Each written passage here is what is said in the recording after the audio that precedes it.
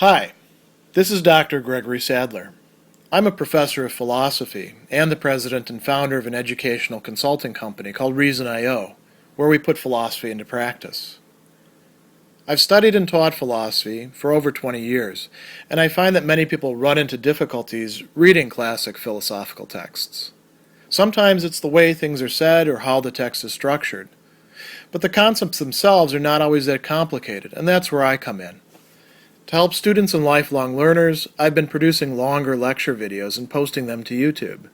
Many viewers say they find them useful.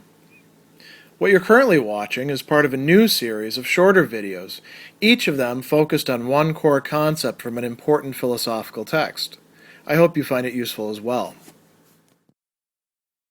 In his treatise on freedom of choice, Anselm of Canterbury, from about chapter 5 onward, discusses how it is that we are able to abandon, as he calls it, rectitude of will, rectitudo voluntatis. That is, how we're able to set it aside, reject it, how we're able to take this thing that's in our will at the start and that we have and that we can use and decide to get rid of it. He also considers a lot of the excuses that people will tend to make, like the devil made me do it, or the force of temptation was simply too powerful for me, or I couldn't not do it. I was compelled in one way or another. And Anselm's position is that these things are factors, but in every single case, when a person who has rectitude of will chooses to abandon it, they are making a free choice of their own, and they could, in fact, if they decided to persevere in willing rectitude of will for its own sake, they could, in fact, keep it. So he's going to insist that rectitude of will can only be abandoned by willing to do so. So how does that happen then? There's really two main sorts of cases that he considers, and the first one is what we might call a case of two incompatible options, where two goods are being presented or two evils are being presented, and one didn't choose the situation that one is placed within, but you do still have some choice within the situation. And this is something that has been long discussed by Anselm's time, going all the way back to Aristotle and the Stoics, so it's not something radically new. He talks about a case of being compelled to lie, where somebody says, you either lie or we're going to do something to you. So a lot of people would say that this is a case of lying unwillingly. And Anselm says, well, it depends on how you want to understand willing and unwilling, and it could be understood as being willing and unwilling at the same time. But we're going to look at that elsewhere. The key thing here is that a person is being presented with a choice, you might say a dilemma. The choice is either lie and live or tell the truth and die.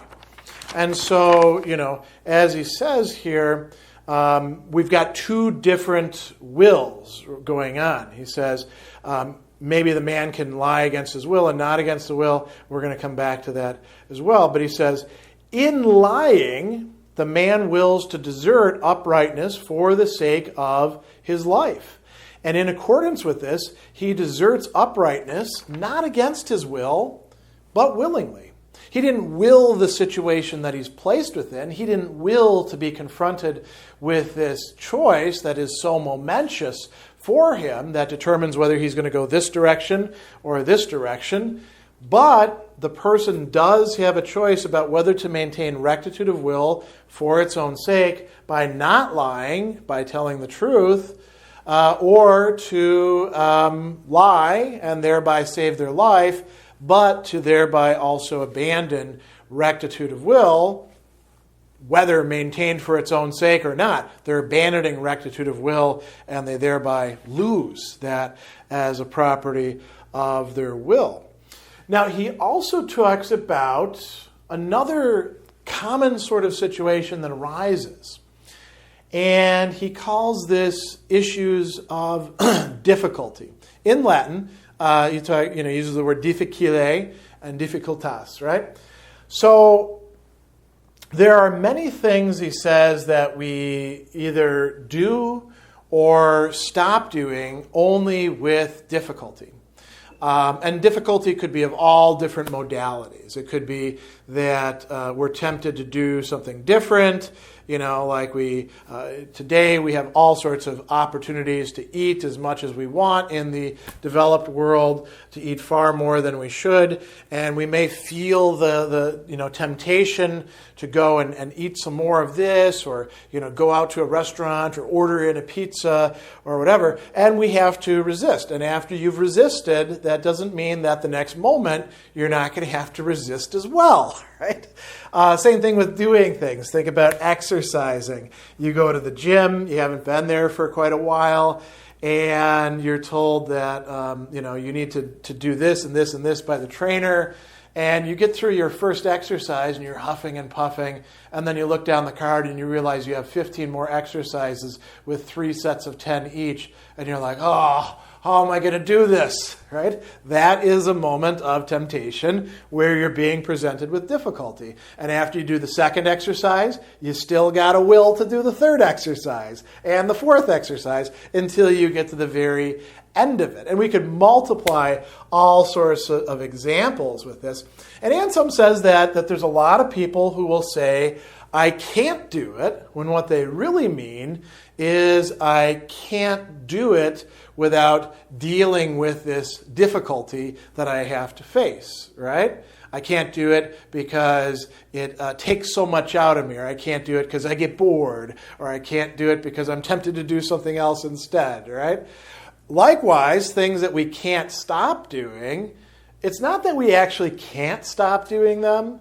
It's that we use that as an excuse because we can stop. It's tough to stay stopped because there's difficulties. You might think about the trouble of breaking an old habit. A great example of that is smoking tobacco. It's very addictive. You can, in fact, quit, but when you quit, the challenge is not to quit. The challenge is to stay quit, right? Now, if we're thinking about this in terms of rightness of will, there are many things where we may incur temptations, and we can only stick to the commitment that we've made with difficulty. So we often say that in cases like that, we can't do it, or we can't not do it, or that we do it unwillingly or against our will, or in some respect unfree. Anselm wants to say that that's really not the case, and in chapter 6, he has a really nice formulation of this. He says that this difficulty does not destroy freedom of will. It is able to beset the will, though the will dissent, but it is not able to vanquish the will unless the will consent. So consenting to it, giving in, is a matter of one's own choice, and that is something that we're responsible for.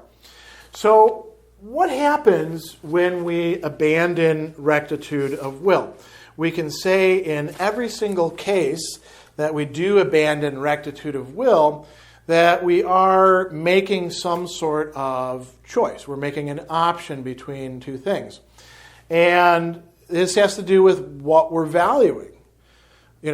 We should ideally value rectitude of will, maintained for its own sake, most highly. And so long as we do that, we maintain it.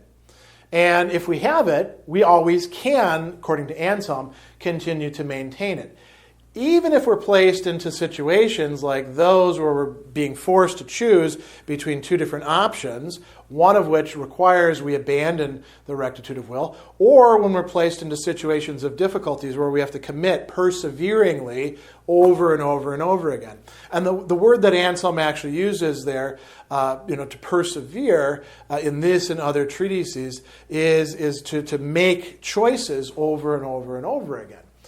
So what happens? Well, there's always going to be something else that we value or prefer more than that rectitude of will, at least in that moment. In the case of being threatened, lie or will kill you, you value your life more than you value rectitude of will.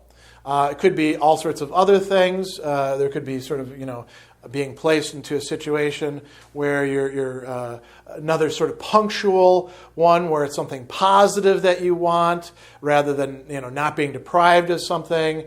We'll give you $1 million if you go down the street and kick this homeless person in the teeth. Kicking the homeless person in the teeth, clear violation of rectitude of will for its own, maintained for its own sake. Definitely the wrong thing to do, but the $1 million is very attractive, and you're like, yeah, okay, I'll do that. Well, then you've chosen $1 million over maintaining rectitude of will in your will for its own sake. That is, you've chosen that over being a good person. You've chosen that over possessing justice. And so you value or prefer something else more, and then you will it more strongly.